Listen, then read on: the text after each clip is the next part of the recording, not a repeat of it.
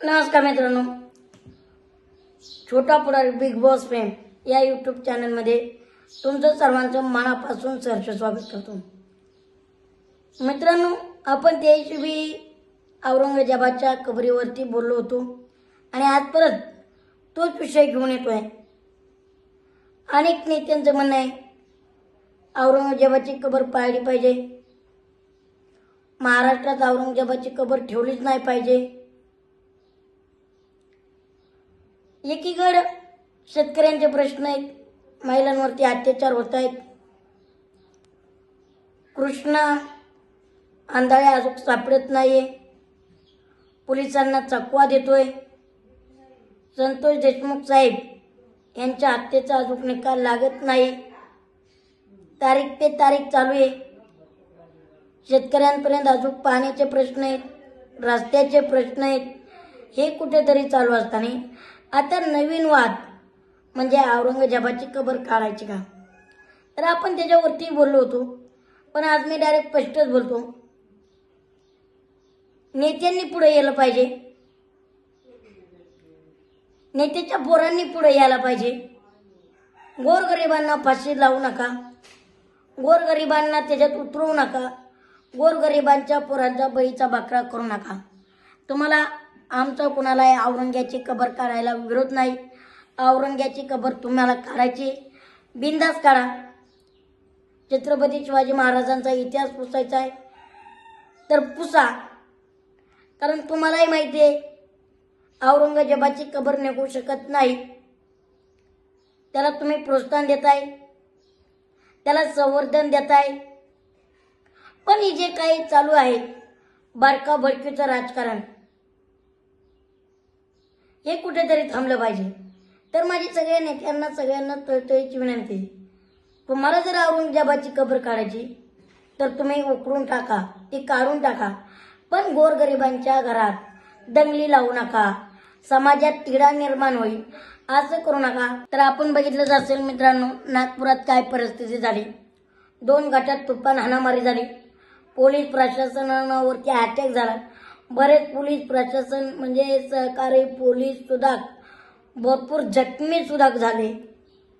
मला सरकारला एकच सांगायचे, औरंगजेबाची कबर तुम्हाला उकडायची बिंदास उकडा, पण औरंगजेबाच्या कबरीच्या नादात गोरगरिबांच्या पोरांची कबर खोदू नका। याचं गांभीर्य घ्या, जातीवाद पसरू नका। आज महाराष्ट्रात बरेच प्रश्न आहेत, त्या प्रश्नांकडे तुमचं दुर्लक्ष होतंय आणि मुद्दा म्हणजे एकच कबर।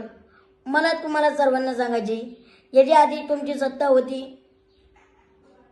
सरकार होतं, मग औरंगजेबाच्या कबरीचा प्रश्न आता का निर्माण होतोय, आता का पुढे येतोय? बरं, औरंगजेबाची कबर काढल्याने काय प्रश्न सुटणार आहात का? माझा औरंग्याच्या कबरीला अजिबात विरोध नाही, काढायची तर काढा, पण माझे एक मत आहे, जर त्या कबर काढल्याने जर विषय मिटत असते तर काढून टाकले पाहिजे। पण विषय मिटणार आहेत का? बेरोजगार थांबणार आहेत का? स्त्रियांवरचे बलात्कार थांबणार आहेत का? संतोष देशमुख साहेबांच्या आरोपीला फाशी होणार आहे का? तरुणांना नोकऱ्या मिळणार आहेत का? शेतकऱ्यांना न्याय मिळणार आहे का? महाराष्ट्रात पाण्याचा प्रश्न आहे, पाण्याचा प्रश्न सुटणार आहे का? हे सारे प्रश्न आहेत। शिवस्मारकाचा प्रश्न असेल, छत्रपती शिवाजी महाराजांचा पुतळा उभा राहणार होता, तो राहणार आहे का? हे सरकारने ध्यानात घेतलं पाहिजे। आणि नेत्यांनो, वारंवार ते सांगतोय, कबर तुम्ही काढा, तुम्ही पुढे या, तुम्ही काढा, पण गोरगरिबांच्या पोरांना दाना लावू नका।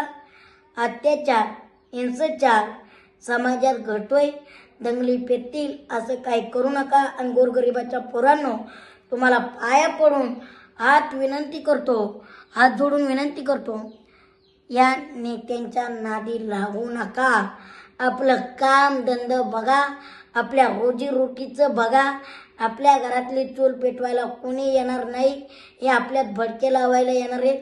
त्यामुळं यांच्या नादी लागू नका. यांना प्रकरणावरती पाणी फिरवायचं म्हणलं फिरवत असतात. यांच्या नादी लागून आपण दानाला जाऊ नका. आपण आपला स्वतःचा विचार करा, आपल्या कुटुंबाचा विचार करा, आपल्या फॅमिलीचा विचार करा. आपल्या परिस्थिती आल्याच्या नंतर कोणी नाही. औरंगजेब करू नका. त्याच्या कबरीच्या नादात आपल्या आयुष्याची कबर खोदून घेऊ नका. मोका कायदा, गुन्हा कायदा करून घेऊ नका. कारण कायद्यापेक्षा कोणी मोठं नाही.